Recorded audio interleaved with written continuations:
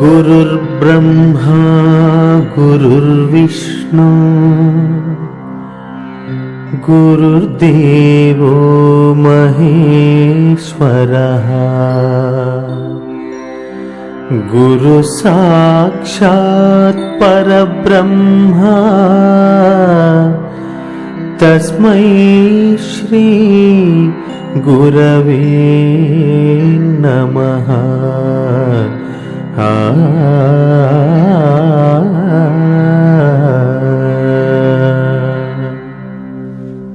కళ ఈ ఎరుక కూడా శాశ్వతమైనవి కాదు, మిథ్యారూపమైనటువంటివేనని గుర్తుపెట్టుకో.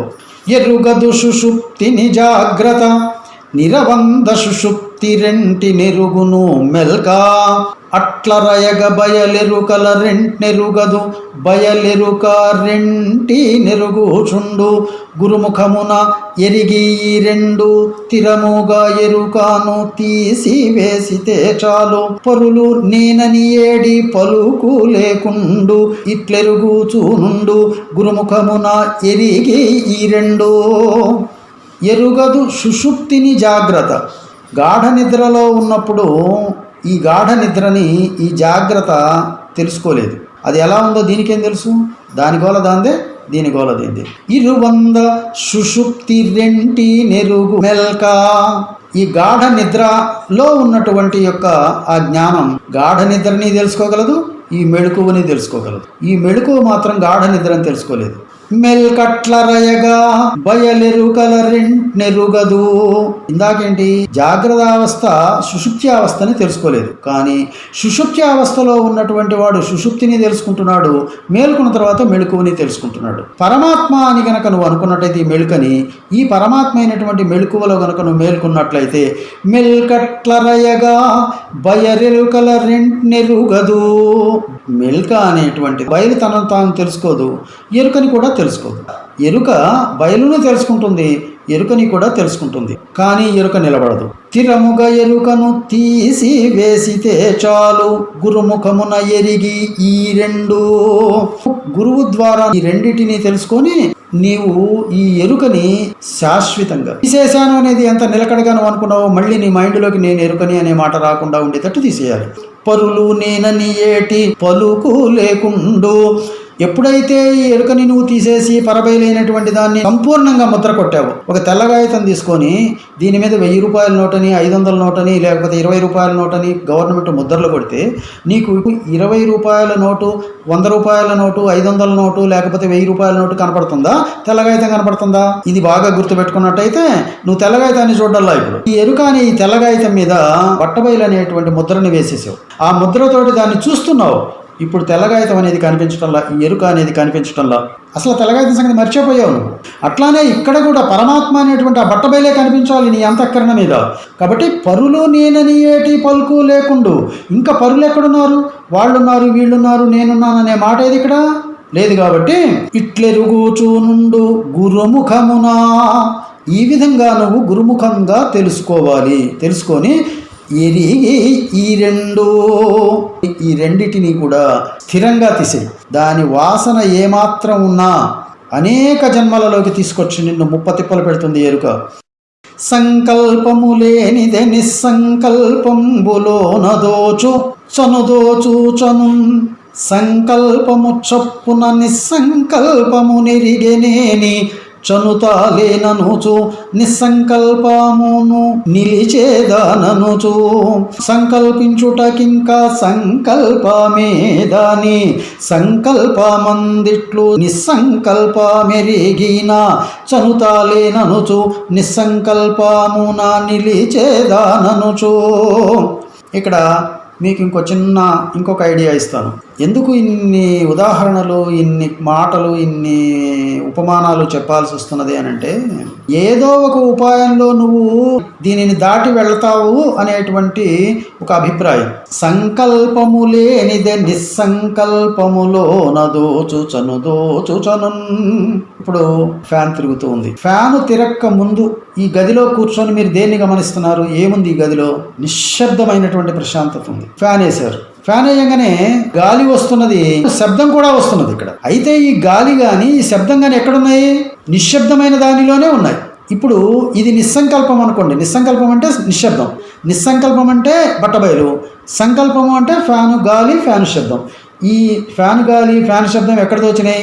నిస్సంకల్పమైనటువంటి నిశ్శబ్దంలో తోచినాయి. చనుదోచు చనును. ఇప్పుడు మళ్ళీ ఫ్యాన్ కట్టేసావు. ఫ్యాన్ కట్టేసేస్తే పోయింది ఎవరు ఇక్కడ? శబ్దం పోయింది, గాలి పోయింది. అయితే నిశ్శబ్దం ఎక్కడికి పోయింది? ఎక్కడికి పోలే. కాబట్టి వచ్చింది పోయింది ఈ తెలివి, ఈ జ్ఞానము, ఈ ఎరుక, ఈ ప్రపంచమే.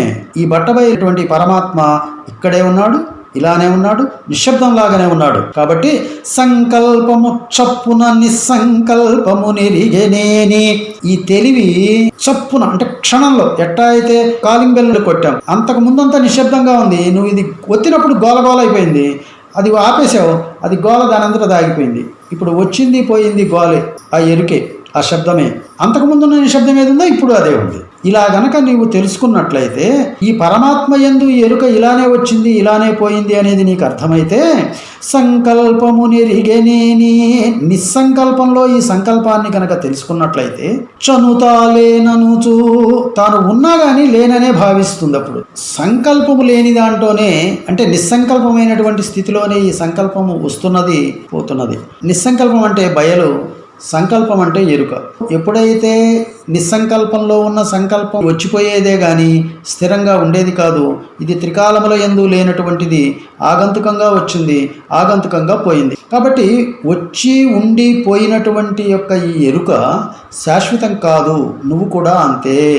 కాబట్టి ఈ సృష్టిలో ఉన్నటువంటి నీవు కానీ సృష్టి కానీ ఒక ఎండమావిలాగా తాత్కాలికంగా కనిపించి అంతలోనే కనపడదు, అలా వెళ్ళిపోతూ ఉంటాయి. కాబట్టి ఇది గనక నీకు మైండ్కి నాటినట్లయితే లేనిది నేనే అని భావించి నిస్సంకల్పమైనటువంటి యొక్క పరమాత్మ స్వరూపం ఏదైతే ఉందో ఆ పరమాత్మని మనస్సు నిండా భావించి ఆ పరమాత్మనే ధ్యానం చేస్తూ అలానే గనక ఉన్నట్లయితే సంకల్పించుటకింకా సంకల్పమేది. నీవు చూస్తున్నది నిస్సంకల్ప స్థితిని. ఇప్పుడు నేను ఆ నిస్సంకల్ప స్థితిని చూస్తున్నాను అని నువ్వు నిస్సంకల్ప స్థితినే గమనిస్తున్నప్పుడు ఇప్పుడు నీకు సంకల్పించడానికి సంకల్పం లేదు కాబట్టి ఎరుకలేదు. సంకల్పమేది నిస్సంకల్ప మందిట్లు సంకల్పమెరిగిన. నిస్సంకల్పంలో ఈ సంకల్పమే నిస్సంకల్పంలో సంకల్పం చేయాలి. అలా సంకల్పం చేస్తే నీ సంకల్పమైనటువంటి ఈ యొక్క నీ రూపం లేకుండా పోతున్నది. కాబట్టి చనుతాలేననుచు నిస్సంకల్పమున నిలిచేదాననుచు, నేను నిస్సంకల్ప స్థితిలో నిలబడి ఆ పరస్వరూపమైనటువంటి ఆ పరంధామాన్ని నిశ్చలంగా ధ్యానం చేస్తున్నాను, నేను లేను. ఇప్పుడు ఏ ప్రాణాయామం చేసి కనుక్కోవాలి? ఇప్పుడు పరమాత్మని ఏ యోగాభ్యాసం చేసి కనుక్కోవాలి? పరమాత్మని ధ్యానం చేయటం ఎంత తేలికని శ్రీరాముడు ఆంజనేయుడికి చెప్పాడు. చెలువుగ భూములు జీరుట కంటెనో పల్పగ కన్గవ మోయుట కంటెనో సులభమో సూక్ష్మమో వత్స. ఎంత సులభం! ఎరుక తనకు తా విడిపోదు, ఎరుకను విడిపింపనేరెవ్వరు ధాత్రిన్. గురుడొక్కడు తప్ప గురునకు పరిచర్య నర్చి బోధా పద్ధతి వినినన్ తిరిగి రాని పద్ధతి గనినన్. పరిపూర్ణ మెరుక నేర్పరచా నెరుక లేక హరిని కలలో నాగన్న కరిమృంగినట్లవును. ఈ పద్ధతి వినినన్ తిరిగి రాని పద్ధతి గనినన్. ఎరుక తనకు తా విడిపోదు. ఎరుక దానంతట అది ఎప్పుడు కూడా పోయేటువంటిది కాదు. కాసేపు ప్రాణాయామం చేసి ముక్కు మూసుకుంటే ఏమీ తెలియదు కాబట్టి అదే పరిపూర్ణం అని అనుకున్నంత మాత్రాన అది పరిపూర్ణం కాదు. నీ భావనే తప్పు, అసలు నీ ఆలోచనే తప్పు. ఇక్కడ ఎరుకను విడిపింపనేరెవ్వరు ధాత్రిన్. ఈ మూడు లోకాలలో ఈ ఎరుకని విడిపించగలిగిన వాళ్ళు ఎవరు లేరు. గురుడొక్కడు తప్ప. గురువు ఒక్కడికే సాధ్యం అది. ఎందుకనంటే తాను సాధకుడు, తాను ఎలా పోగొట్టుకోవాలో తాను తెలిసి దానిని వదిలిపెట్టి ఉన్నటువంటి వాడు. అందుకని దాన్ని ఎలా వదిలిపెట్టాలో వాడికి తెలుసు కాబట్టి ఎన్ని ఉదాహరణలైనా చెప్పి నిన్ను దాని నుంచి దూరం చేయడానికి ప్రయత్నం చేస్తాడు. గురునకు పరిచర్య నచ్చి బోధ పద్ధతి వినినన్ తిరిగి రాని పద్ధతి గనినన్. గురునికి పరిచర్య నర్చి స్థాన అంగ భావ ఆత్మ శుశ్రూషలు గురువుకు చెయ్యాలి. స్థూలమైన ఈ గురువుకు చెయ్యాలి, సూక్ష్మమైన ఆ గురువుకు చెయ్యాలి, కారణ మహాకారణ స్వరూపమైన ఆ గురువుకి కూడా చెయ్యాలి. ఏ స్థానంలో ఎక్కడ స్థానాంగ భావాత్మ శుశ్రూషలు ఎలా చేయాలో స్థూల సూక్ష్మ కారణ మహాకారణ స్థితులని తెలిసి ఆ విధంగా ఆ గురువులకు సేవ చేస్తూ పరిపూర్ణ మెరుక నేర్పరచ నెరుక లేక, పరిపూర్ణాన్ని ఎరుకని ఏర్పరచి అంటే ఈ రెండింటిని విడగొట్టి జాగ్రత్తగా గమనించి ఈ ఎరుక పోయేదాకా అని. ఎరుక లేక అంటే అర్థమైంది నీకు ఈ ప్రపంచ జ్ఞానము నీ జ్ఞానము నీకు లేకుండా పోయేదాకా, నేను అనే జ్ఞప్తి లేకుండా పోయేదాకా నీవు ధ్యానం చెయ్యాలి. అది ఎలా అవుతుంది అంటే హరిని కలలో గన్న కరి మృంగినట్లౌ, ఈ పద్ధతి వినినా తిరిగి రాని పద్ధతి గనినా.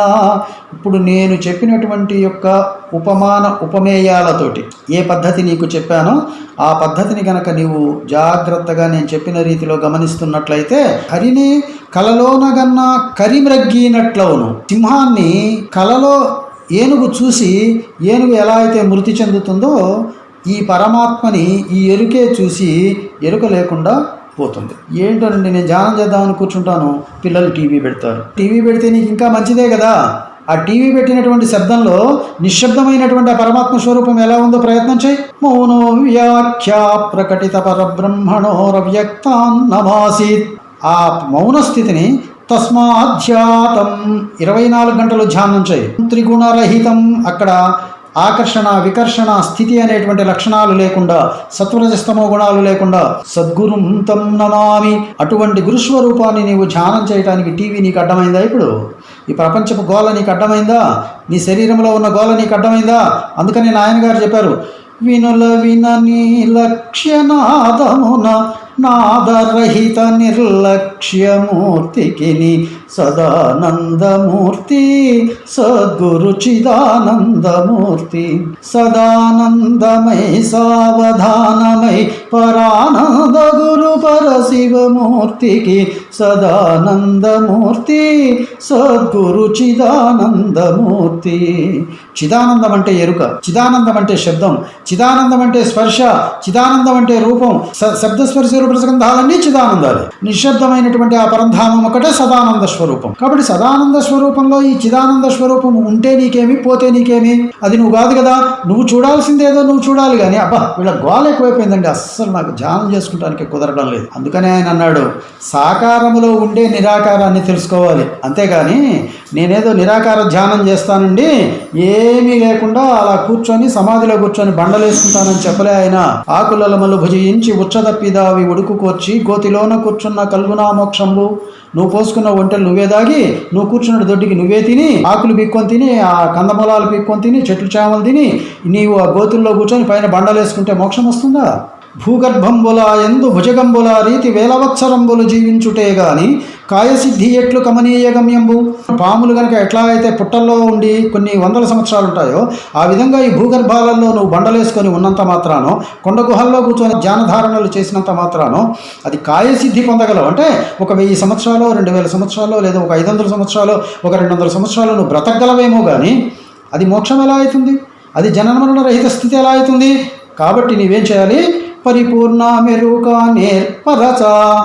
ఈ పరిపూర్ణాన్ని ఎరుకని రెండింటిని విభజించి గురువు ద్వారా తెలుసుకొని ఆయన పాదసేవ చేసి ఆయనని మెప్పించి ఆ సులభ సూత్రాలను ఇంకా ఇంకా ఇంకా ఇంకా తెలుసుకొని నీ మనసుకు పట్టించి ఎరుక లేక హరిని కలలో గన్న కరి మృంగినట్లవునో.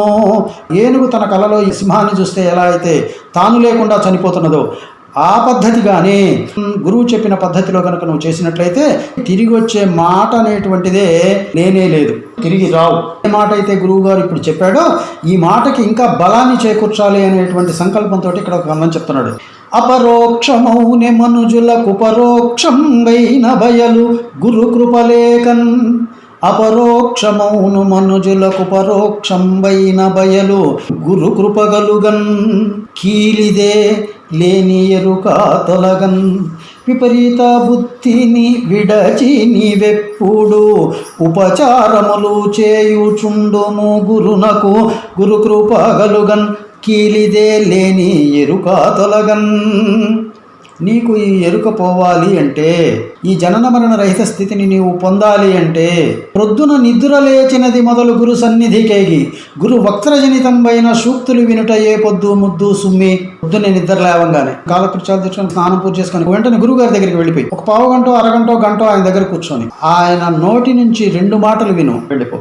ఇది ఏ పొద్దు ముద్దు సుమ్మి అలా చేయటం అనేది ఎంత అదృష్టం. ఆయన ఇల్లు ఊడవాలి, ఆయన ఒంటికి స్నానం చేయించాలి, ఆయన బట్టలు ఉతకాలి, ఆయనకి తిండి వండి పెట్టాలి, ఆయనకి కావాల్సిన సంభారాలు ఏర్పాటు చేయాలి. ఇవన్నీ నీ పనే. ఆయన నిన్ను నీ సేవని అంగీకరిస్తే, నీ సేవలకి ఆయన ఆనందపడితే ఆ రహస్యాన్ని రెప్పపాటు కాలంలో నీకు చెప్పి నిన్ను లేకుండా చేస్తాడు. అపరోక్షమౌనే మనుజులకు పరోక్షం వైన బయలు గురు కృపలేకన్.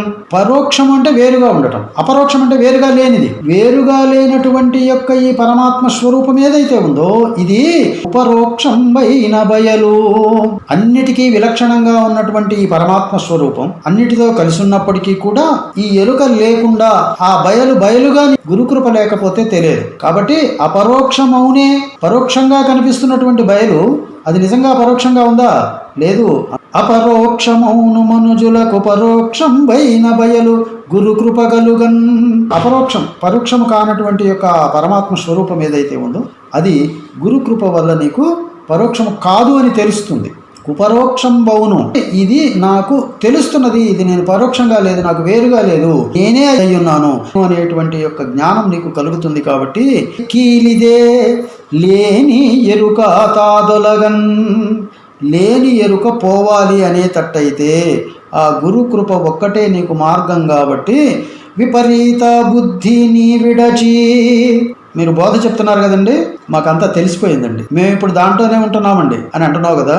ఇది విపరీతమైన బుద్ధి. నీకు అంతంత మాత్రానికే అది స్వాధీనమయ్యేటట్టయితే ఇంకా గురువు ఎందుకు? వాడు సాధన చేసేది ఎందుకు? 12 సంవత్సరాల సేవ ఎందుకు? నీకంతా తెలిసినట్టే ఉంటుంది. ఆ విపరీతమైన బుద్ధిని వదిలిపెట్టి విపరీత బుద్ధిని విడచి నీవెప్పుడు ఉపచారము చేయుచుండుము గురునకు. ఖచ్చితంగా నీవు ఆ గురువుకి ఉపచారం చేయాలి. చేస్తే నీకు స్థూలాభిమానం పోతుంది, శరీరాభిమానం పోతుంది, ప్రకృతి అభిమానం పోతుంది, నీ అహంకారం మొత్తము కూడా వెళ్ళిపోయి గురువు తప్ప ఇంకొకటి లేదు అనేటువంటి స్థితికి వచ్చేస్తావు. అలా ఎప్పుడైతే వస్తావో నీకు గురు కృప కలుగన్, గురు కృప కలుగుతుంది, ఆ గురువు యొక్క అనుగ్రహం నీకు కలుగుతుంది. కీలిదే లేని ఎరుక తాతొలగన్. కాబట్టి లేని ఎరుక లేకుండా పోవాలి అనేటట్టయితే ఏకైక మార్గం ఏంటి? ప్రొద్దున నిద్దుర లేచినది మొదలు గురు సన్నిధికేకి గురు వక్త్ర జనితంబైన సూక్తులు వినుటయే పొద్దు ముద్దు సుమ్మి. స్థానాంగ భావాత్మ శుశ్రూషలతోటి ఆయన ఇల్లు ఊడు, బట్టలు ఉతుకు, ఆ పరిసరాలను శుభ్రంగా ఉంచు, అందంగా అలంకరించు. అలా చేయటం నీ కర్తవ్యం. రోజు నువ్వు చేస్తున్నావని తెలియంగానే ఆయన మనస్సు మెత్తబడిపోయి ఇంత కష్టపడుతుంది ఈ పక్షికి ఈ రహస్యం చెప్పేస్తే గట్టెక్కిపోతుందని అనుకుంటాడేమో కదా. అలా గురువు యొక్క అనుగ్రహం పొందటానికే నీవు గురుసేవ చెయ్యాలి. విపరీత భావనలు మానకపోతే నిన్ను నువ్వే మోసం చేసుకున్న దానివి అవుతావు అని చెప్తున్నాడు. నేనెవ్వడనను జీవుడు, నేనను శివుండు, ఈ రెండనకంతా నుండు నచలమిన్నింటికి నేనెరిగి అరిగినాను. పైది నేనెట్లా నీని, నేననుకున్నా తానెట్లా నీని, నేనన్నా దాంట్లోదే నీ నా ప్రసంగమో, తానన్నా దాంట్లోనే తలపోయవలెనిట్లో, నేనెట్లా నీని, నేననుకున్నా తానెట్లా నీని.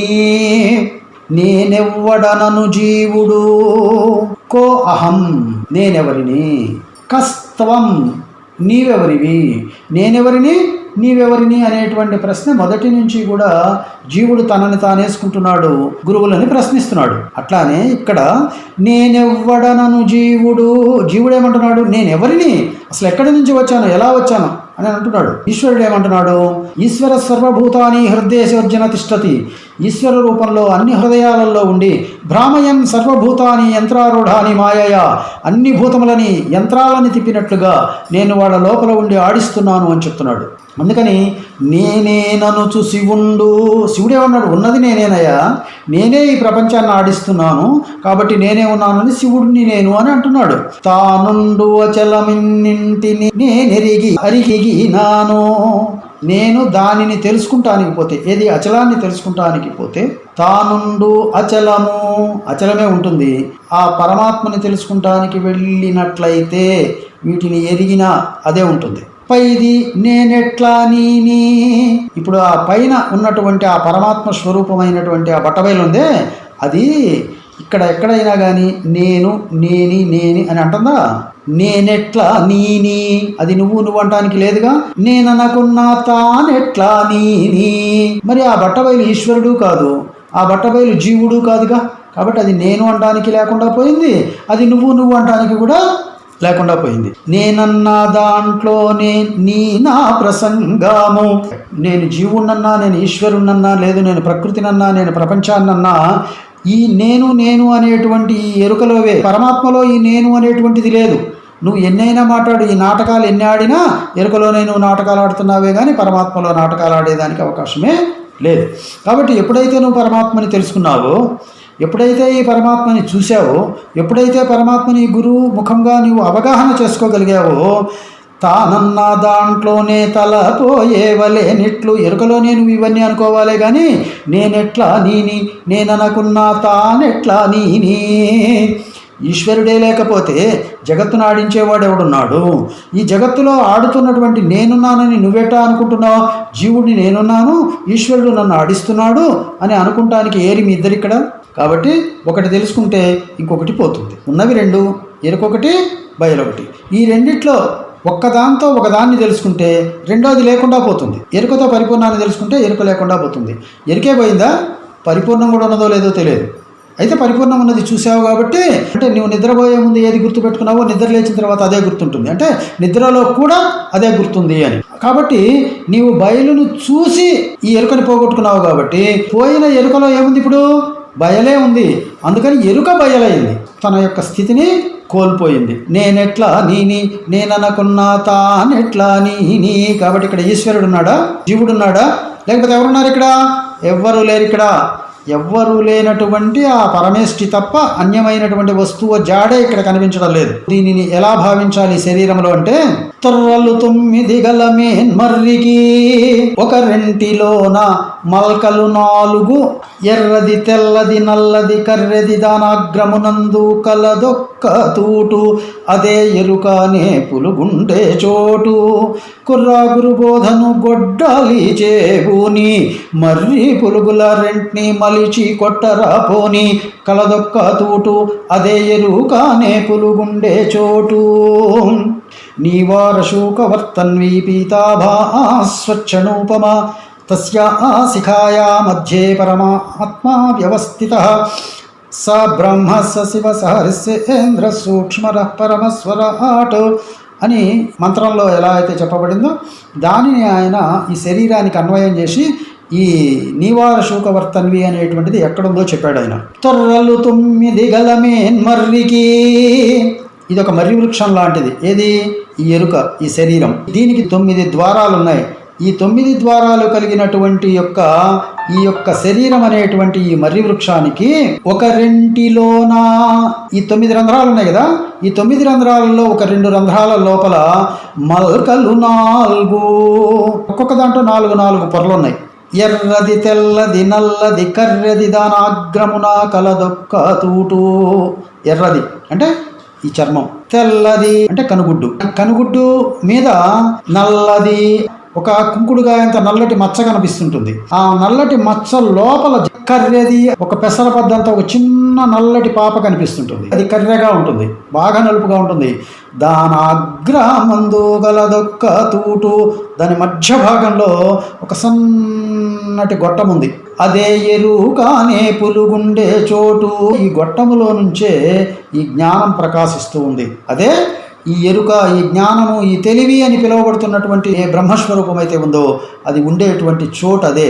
కుర్రా గురుబోధను గ్రొడ్డాలి చేబూని, గురుబోధ అనేటువంటి గొడ్డలి తీసుకో. నువ్వు ప్రాణాయామం చేసినా, కుంభక యోగాలు చేసినా, లేకపోతే హఠయోగాలు చేసినా, బండలేసుకొని కూర్చొనున్నా నీకు వశమయ్యేది కాదు. మరేం కావాలి? గురుబోధను గొడ్డాలి చేబూని, మర్రి పులుగుల రెంట్ని మలిచి కొట్టరా పోని. మర్రి పులుగులను ఎందుకంటున్నాడంటే వేల వందల కిలోమీటర్ల వరకు విస్తీర్ణాన్ని పొందగలిగినటువంటి మహావృక్షంగా ఎదగగలిగినటువంటి సత్తా దాంట్లో ఉంది, సూక్ష్మంగా ఉన్న మర్రి గింజలో.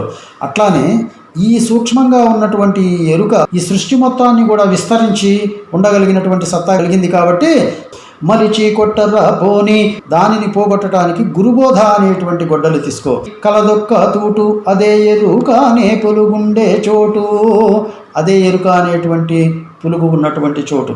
ఈ జ్ఞానము బహిర్ముఖమై బయల్లో కలిసిపోవాలి. దీనికి ఖేచరి, భూచరి, మధ్యలక్షార్థం, షణ్ముఖి, శాంభవి అని 5 ముద్రలని ముఖ్యంగా మన వాళ్ళు నిర్మాణం చేశారు. ఖేచరి అంటే ఏంటంటే కళ్ళు సగం మూసుకొని సగం కళ్ళు తెరిచి ఈ లలాట భాగాన్ని చూస్తాం. ఆకాశం కనిపిస్తుంటుంది, ఇంకేం కనపడదు. అలా చూస్తూ ఉండటాన్ని ఖేచరి ముద్ర అంటారు. ఖే అంటే ఆకాశము అని. ఈ ఆకాశ భాగాన్ని చూస్తూ ఈ తెలివి ఆ ఆకాశంలో లీనమైపోవడం అనేటువంటి ప్రక్రియని సాధన చేయండి ముందు అని చెప్పారు. ఇంకొక ఆయన భూచరి ముద్ర చెప్పాడు. భూచరి అంటే ఈ ముక్కు, ఈ కొన భాగాన్ని. ఇందాకేమో ముక్కు అగ్రభాగాన్ని చూశాడు, ఇప్పుడు ముక్కు యొక్క కింది భాగాన్ని చూస్తాడు. ఇలా చూసుకుంటూ కూర్చొని ఆ 2 కనుపాపల్ని తీసుకొచ్చి ముక్కు కొన మీద పెడతాడు. అది చూడంగా ఏం కనపడకుండా పోయిందాకా చూస్తాడు. అలా చూడటమే యోగమని కొంతమంది చెప్పారు. మధ్యలక్షార్థమని ఇంకోటి చెప్పారు. ఇది వద్దు అది వద్దయా, ముక్కు పైన చూడొద్దు, ముక్కు కింద చూడొద్దు, మధ్యలో చూస్తుండు, ముక్కుకి మధ్య భాగంలో అలా చూస్తూ ఉండు, పోతుంది అంటారు. అందుకనే మన అచల మార్గంలో చాలామంది కళ్ళు తెరిచి ఫోటోలు తీయించుకొని ఫోటోలు పెట్టుకుంటారండి. దానివల్ల వాళ్ళు ఏమనుకుంటున్నారంటే మేము అచలంలో నిలబడి ఉన్నాము అని, అది వాళ్ళ ఉద్దేశం. అట్లానే షణ్ముఖి ముద్ర అంటారు. 2 కళ్ళు, 2 చెవులు, 2 ముక్కు రంధ్రాలని మూసేసి చెవు లోపల ఉన్నటువంటి శబ్దాన్ని వింటూ కూర్చుంటారు. ఆ చెవు లోపల వినబడేటువంటి శబ్దం విని కొంతకాలానికి ఆ శబ్దం లేకుండా పోతే బయలయ్యాడండి అని చెప్పచ్చు అని. శాంభవి ముద్ర అని ఇంకోటి ఉంది. శాంభవి అంటే నా పుట్టుక ఆరంభ స్థానం ఏదైతే ఉందో దానిని చూడటం అనేది శాంభవి. నాతో జన్మించినటువంటి యొక్క నా జగద్రూపం ఎక్కడ లీనమైందో, ఎక్కడ ఉనికి కలిగి ఉందో దానిని నేను చూస్తున్నాను, అది మహాలింగం అండి. ఆ మహాలింగ స్వరూపాన్ని నేను చూస్తున్నాను అని మహారుద్రం చెప్తుంది. అయితే ఇలాంటి యొక్క షణ్ముఖి, శాంభవి, ఖేచరి, భూచరి, మధ్యలక్షార్థాలతోటి నువ్వు అనవసరమైనటువంటి యొక్క ఆయాస పడద్దు. ఈ ఆయాసం లేకుండా నేను నీకు సులభమైనటువంటి మార్గాలు చెప్పాను, కాబట్టి వాటన్నిటినీ వదిలిపెట్టి నీవు ఈ మర్రి పులుగులైనటువంటి అంటే ఈ లోపల ఉన్నటువంటి ఎరుక అనేటువంటి జ్ఞానం ఏదైతే ఉందో ఈ జ్ఞానం అంతరించిపోయేటువంటి యొక్క విధానాన్ని నేను చెప్పినట్లుగా నువ్వు ఆలోచించినట్లయితే ఇది అంతరించిపోతుంది అని చెప్పాడు. తనువుతో వచ్చిన ఎరుకే తనువనుచు తన్ను తానని ఎరుగొన్, తనువును బాసిన మీదట తన నా దేహంబును రెంట్ని తానెరుగాదప్పుడు, అది గనుక తాలేనే లేదెప్పుడు. అనుమానరహిత మింద చలామున్నది కంటే, తన మాట తలపోయ తనకే సిగ్గై తన్ను తానెరుగాకుండు, అది గనుక తాలేనే లేదెప్పుడు. తనువుతో వచ్చిన ఎరుకే తనువనుచు తన్ను తానని ఎరుగొన్. శరీరము ఎరుక 2 కలిసే వచ్చినాయి. ఎరుక లేకుండా శరీరం కానీ, శరీరం లేకుండా ఎరుక కానీ ఎప్పుడూ లేవు. అంటే ఈ జ్ఞానం శరీరం లేకపోతే పనిచేయదు. శరీరము లేదండి జ్ఞానం ఉంటుందంటే కుదరదు. జ్ఞానం శరీరం 2 కలిసే ఉంటాయి. ఇవి 2 ఎప్పుడు విడబడవు. ఇలా విడబడకుండా ఉన్నటువంటి యొక్క ఈ జ్ఞానము శరీరాన్ని చూసి ఇది శరీరం, ఇది నేను కాదు, ఇది నాకు సంబంధం లేదంటుంది. లోపల ఉన్నటువంటి జ్ఞానమే నేను, ఈ మాట్లాడేవాడిని నేను, అంతేగాని శరీరం నేను కాదు, నేను పోతాను, శరీరం ఇక్కడే ఉంటుంది అని చెప్తుంటుంది. తనువును బాసిన మీదట తానా దేహంబును రెంట్ని తానిరుగాదప్పుడు. ఎప్పుడైతే ఈ శరీరాన్ని ఈ జ్ఞానం వదిలిపెట్టిందో, జ్ఞానము లేదు శరీరము లేదు, శరీరంలో జ్ఞానం ఇంకిపోయింది. గాఢ నిద్రలో ఉన్నవాడు నా శరీరం ఎట్లుందని తెలుసుకోగలడా? అట్లానే శరీరాన్ని వదిలిపెట్టి వెళ్ళిపోయినటువంటి జీవుడు నేను శరీరాన్ని అని తెలుసుకోగలడా? అయితే ఇక్కడ ఒక అనుమానం వస్తుంది మనకి. గరుడ పురాణం లేకపోతే ఈ స్మార్త కర్మలు ఇవి చెప్పేటప్పుడు ఈ శరీరాన్ని వదిలిపెట్టినటువంటి జీవుడు ఇదిగో ఈ శరీరం చుట్టూ తిరుగుతూ 41 రోజు ఈ బంధువులు ఏం చేస్తున్నారు, వీళ్ళందరూ నా గురించి ఏమనుకుంటున్నారని చనిపోయిన చోటిని పట్టుకొని ఉంటాడని అంటున్నారండి. మరి అది నిజమేనా అంటే నిజమే. నీవు పోగొట్టుకుంటున్నది 7 శరీరాలలో ఒక్కటే. 7 పొరలలో పై పొరం తీసేసావు, 6 పొరలు అట్టనే ఉన్నాయి. అందుకని వాడు అక్కడే ఉన్నాడు. స్థూల సూక్ష్మ కారణ మహాకారణ శరీరాల్లో ఆ 4వ శరీరం గనక పోయినట్లయితే తనువును బాసిన మీదట తన నా దేహంబును రెంట్ని తానెరుగాదప్పుడు. తనువును బాయటం అంటే అర్థం ఏంటి? మూలం లేని గుర్తెరిగే శరీరాన్ని కనుక నువ్వు వదిలిపెట్టినట్లయితే అది కనుక తాలేనే లేదెప్పుడు. అట్లా మూలం లేని గుర్తెరిగే శరీరాన్ని వదిలిపెట్టేస్తున్నావు కాబట్టి అప్పుడు లేదు ఇది. అందుకనే ఆయన అన్నాడు, మర్రి పులుగుల రెంటిని మలిచి కొట్టర పోని అని. వల్మీక తడనాన్యాయేన కిం ప్రయోజనం. పుట్ట మీద కొట్టడం వల్ల పాము చావదు కాబట్టి, చావదరో రీపాము చప్పిడి దెబ్బలకు చావదరో రీపాము. నువ్వు చప్పిడి దెబ్బలు ఎన్ని కొట్టినా కానీ ఆ పాము చావదు. ఆ పాము చావాలంటే ఏం చేయాలి? గురుబోధయని ఏటి గ్రొడ్డాలితో కొట్టినా గాని చావదరో రీపాము. గురుబోధ అనే గొడ్డలి తీసుకొని దాన్ని కొట్టాలి, అప్పుడే పాము చస్తుంది. ఆ పడగ మీద కొట్టాలి. ఆ పడగను పట్టుకొని గొడ్డలితో నువ్వు కరెక్ట్గా నరకగలిగితే పాము లేదు. గురుబోధ ద్వారా తెలుసుకొని శ్రవణము, మననము, నిరిధ్యాస ఈ 3 ఎప్పుడు ఉండాలి నువ్వు పోయేదాకా. తన దేహమును రెంట్ని తానెరుగాదప్పుడు, తనువును బాసిన మీదట ఆ మూలం లేని గుర్తెరిగే శరీరాన్ని వదిలిపెట్టి తాను ఎప్పుడైతే బయలైందో అప్పుడు ఈ దేహాన్ని కానీ తనని తాను కానీ ఈ రెండింటిని తను తెలుసుకునే స్థితి తనకి ఉండదు. అది గనుక తాలేనే లేదెప్పుడు, అట్లా ఎప్పుడు లేకుండా పోతున్నది కాబట్టి ఈ ఎరుక ఉన్నా లేనటువంటిదే.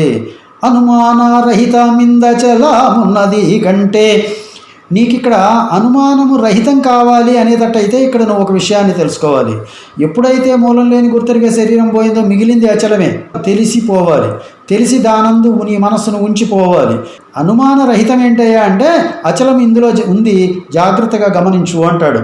తన మాట తలపోయ తనకే సిగ్గు, తన్ను తానెరుగాడప్పుడు, అది గనుక తాలేనే లేదెప్పుడు. కాబట్టి తన మాట తాను అనుకుంటానికి నేనున్నాను, నేను ఇంత సంపాదించాను, నేను ఇంత కోట్లు సంపాదించాను, ఇంతమంది పెళ్ళాలను చేసుకున్నాను, ఇంత సుఖాన్ని అనుభవించాను, ఇంతమంది పిల్లల్ని కన్నాను, ఇన్ని రాజ్యాలకి నేను అధిపతిని అని కనుక అనుకుంటున్నటువంటి ఎరుకైతే ఉన్నదో అప్పుడు ఈ ఎరుకకి తన మాట తనకి సిగ్గనిపిస్తుంటుంది. సిగ్గనిపించి ఆ బయలుని చూడడం మొదలుపెట్టి తను తాను కోల్పోతుంది. అదిగాక తాలేనే లేదెప్పుడు, కాబట్టి తాను త్రికాలముల యందు కూడా లేదు. ఇక్కడ ఇంకొక విషయాన్ని నేను తెలుసుకోవాల్సింది ఏంటంటే, ఉప్పెన చేజడు తరువకప్పుడు విత్తనము పుచ్చు ఆరింటికి తిప్పలు తప్పవు, ధరయే తిప్పలు తానెరుగాదిట్లు తెలుసుకోవోయి, తను వెరుక బయలిట్లెరుగోయి, గొప్పైన గురుబోధ చప్పున ఎరిగి పై తిప్పలు గలవాన్ని తీసివేసిన చాలు తెలుసుకోబోయి, తను వెరుక బయలిట్లెరుగోయి. ఉప్పెన చేజడు తరువకప్పుడు, తుఫాన్లు వచ్చినప్పుడు చెట్లన్నీ విరిగి నేల మీద పడిపోతాయి. విత్తనము పుచ్చు, ఈ చెట్టు నుంచి వచ్చిన విత్తనాలు ఒక్కొక్కసారి పుచ్చిపోతాయి. ఈ రెంటికి తిప్పలు తప్పవు. ఇత్తనానికి తిప్పలు ఉన్నాయి, చెట్టుకి తిప్పలు ఉన్నాయి. చెట్టు నశిస్తుంది, ఇత్తనము నశిస్తుంది. కానీ ధరయే తిప్పలు తానెరుగదిట్లు తెలుసుకోబోయి. భూమి మాత్రం పుచ్చిపోదు. భూమి మాత్రం ఎప్పుడు ఏ గాలి వచ్చినా ఎంత తుఫాన్ వచ్చినా భూమి ఎక్కడా కూడా నశించిపోదు. నువ్వు ఈ విధంగా గ్రహించు. తను వెరుక బయలిట్లెరుగోయి, తనువు ఎరుక, ఇత్తనము చెట్టులాగా తనువుని ఎరుకని తెలుసుకో, బయలుని భూమిలాగా తెలుసుకో. కాబట్టి తనువెరుకలు పోతాయేమో కానీ బయలైనటువంటి యొక్క ఈ భూస్థితి ఏనాడు కూడా నశించదు. బయలట్లెరుగోయి గొప్పైన గురు బోధ చప్పున ఎరిగి, పరిపూర్ణమైనటువంటి బోధని గురువుకి సేవ చేసి గురువు మెప్పు పొంది దాన్ని సొంతం చేసుకుంటానికి ప్రయత్నం చేయి. పై తిప్పాలు గలవాని తీసివేసిన జాలు, ఈ తిప్పలు పొందుతున్నటువంటి ఆ బీజమైనటువంటి మూలం లేని గుర్తెరిగే శరీరాన్ని, చెట్టు అయినటువంటి ఈ శరీరాన్ని తీసివేస్తే చాలు తెలుసుకోబోయి, తను వెరుకాల బయలిట్లెరుగోయి. ఈ తనువుని ఎరుకని ఈ విధంగా తెలుసుకొని అబీజం వృక్ష సంపన్నం శాఖా పల్లవ వర్జితం అని, ఎరుకొక్క దాన్ని కనుక తీసేసినట్లయితే ఈ మర్రి చెట్టు ఉండదు, ఈ సృష్టి ఉండదు. బయలుని చూసి బయలుని గ్రహించటం వల్ల ఎరుక తనకు తానే లేకుండా పోతుంది. ఈ ఎరుకని విడిపించుట అనేటువంటి లక్షణాలని చెప్పారు. అనుష్ఠానాధ్యాయం అంటారు దీన్ని. నువ్వు ఏం చేయాలో దానిని గురించి తెలుసుకునేటువంటి ఒక అధ్యాయం. మంగళం గురుదేవాయ మహనీయ గుణాత్మనే, సర్వలోక శరణ్యాయ సాధురూపాయ మంగళం, సాధురూపాయ మంగళం.